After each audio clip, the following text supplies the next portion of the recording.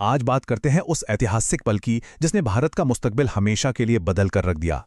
वो पल जब यूरोपीय ताकतें पहली बार भारत की जमीन पर उतरी। और जानते हैं इस कहानी का पहला चैप्टर किसने लिखा? पुर्तगाल ने। तो सवाल यही उठता है कि भाई यूरोप के एक कोने में बसा हुआ एक छोटा सा देश पुर्तगाल हजारों मील दूर आकर भारत जैसे इतने बड़े देश में अपने एम्पायर की नींव रखने में कामयाब कैसे हो गया। चलिए आज इसी गुत्थी को सुलझाते हैं। हमारी इस पूरी चर्चा का जो बेस है वो ये हिस्टोरिकल टेक्स्ट है। ये बताता है कि कैसे एक के बाद एक यूरोपियन कंपनियां भारत पहुंची और इस रेस को शुरू करने वाले थे पुर्तगाली।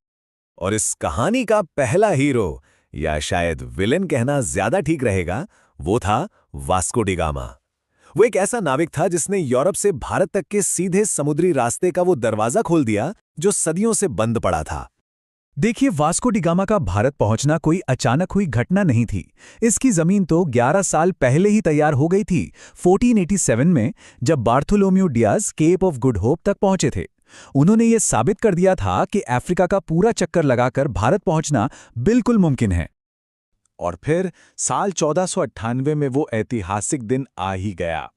वास्को डी गामा उसी रास्ते से होते हुए भारत के पश्चिमी तट पर कालीकट बंदरगाह पहुंचा। वहां के जो लोकल रूलर थे जमोरिन, उन्होंने उसका स्वागत भी किया। लेकिन देखिए, भारत पहुंच जाना तो बस पहला कदम था। असली खेल तो यहां पर टिकने का था।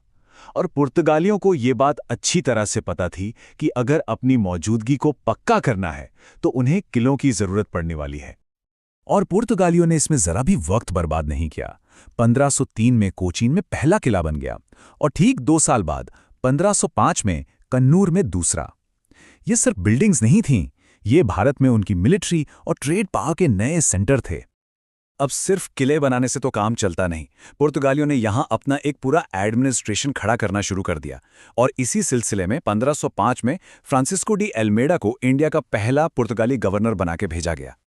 अल्मेडा अपने साथ एक बड़ी ही चालाक पॉलिसी लेकर आया, जिसे ब्लू वाटर पॉलिसी कहा गया।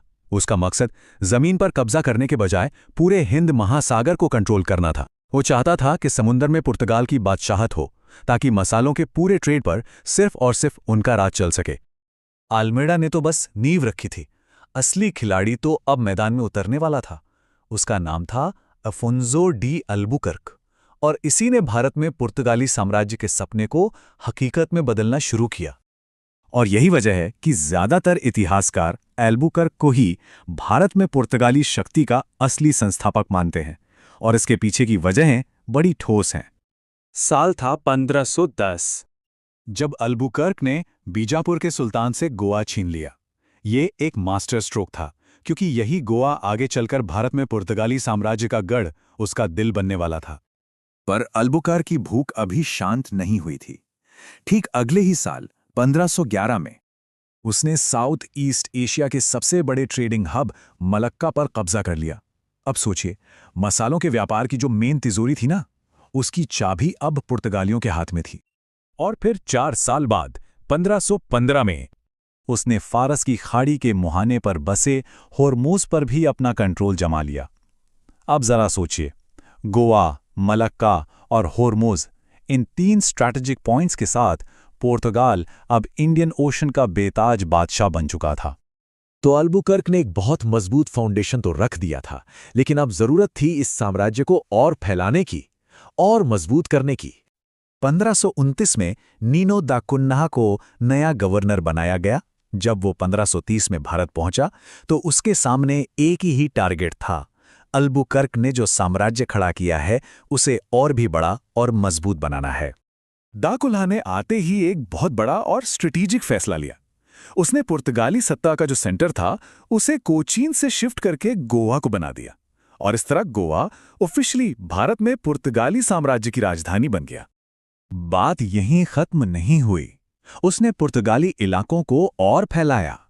1534 में बसीन और 1535 में दीव पर भी कब्जा कर लिया।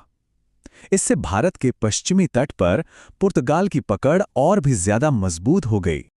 तो इस तरह पुर्तगाल ने भारत में यूरोपीय साम्राज्यवाद का वो चैप्टर शुरू किया जो अगले कई 100 सालों तक चलने वाला था।